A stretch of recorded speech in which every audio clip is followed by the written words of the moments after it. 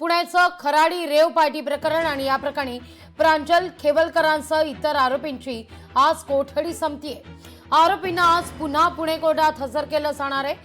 Police आज कोर्टात काही नवीन माहिती देण्याची शक्यता वर्तवली जाते। खेवलकरांच्या वकिलाकडून या सगळ्या संदर्भात एफआयआर रद्दची मागणी होऊ शकते।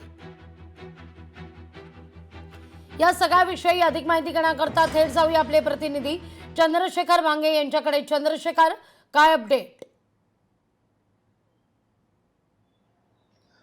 खरं तर रविवारपासून हे आरोपी जे आहेत ते पुणे पोलीस कोठडीमध्ये आहेत। या दोन आरोपींची जी रवानगी आहे ती न्यायालयीन कोठडीमध्ये करण्यात आलेली आहे। राहिलेले जे 5 पुरुष आरोपी आहेत ते सध्या शिवाजीनगर न्यायालयामध्ये असताना दुपारी हजर केलं जाणार आहे। आपण पाहिलं की ही जी कथित रेव पार्टी झाली होती, या कथित रेव पार्टीमध्ये प्रांजल खेवलकर हे जे एकनाथ खडसे यांचे जावई आहेत, त्या सगळ्यामुळे ही पार्टी चर्चेत आलेली आहे।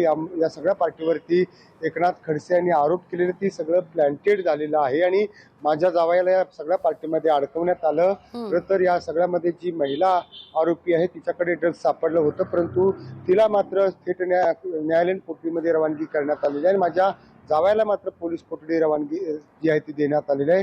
असा सगळा आरोप आपण पाहिलेला आहे। या सगळ्या आरोपीला आज दुपारी न्यायालयाच्या समोर हजर केल्यानंतर पोलीस जे आहेत काही दावे जे आहेत ते महत्त्वाचे करू शकतात। त्यामध्ये आपण पहिला दावा जर पाहिलं तर या सगळ्या पार्टीमध्ये जो ड्रग्ज किंवा अंमली पदार्थ पुरवणारा राहुल नावाचा जो आरोपी आहे त्याचा शोध जो आहे तो पुणे पोलिसांना घ्यायचा आहे। त्याचबरोबर 25, 26 आणि 27 या 3 दिवसाची जी पार्टी ज्या पुण्यातील खराडी परिसरातील हॉटेलमध्ये आयोजित करण्यात आली होती, ते हॉटेल जे आहे ते प्रांजल खेवलकर यांच्या नावाने बुक करण्यात आलं होतं। याचा तपास जो तो पुणे पोलीस करत आहेत। नेमकं ड्रग्ज कोकेन कुणी आणलं याचा सुद्धा जो तपास आहे तो पुणे पोलीस करत आहेत। एकंदरीत आपण पाहिलं की जी ड्रग्ज पार्टी आहे त्यामध्ये 2 ग्रॅम 700 ml जो ड्रग्ज सापडलेला आहे, ड्रग्ज परराज्यातून आलं का याचा सुद्धा जो आहे तो तपास पुणे पोलीस करत आहेत। एकंदरीत प्रांजल खेवलकर यांची आज कदाचित न्यायालयीन कोठडीमध्ये रवानगी जी आहे ती होऊ शकते। लागवी अगदी चंद्रशेखर, तुर्तास धन्यवाद तुम्ही दिलेल्या एकूणाच्या सविस्तर माहिती करता। लोकशाही मराठी ऐका, पहा, जागरूक रहा।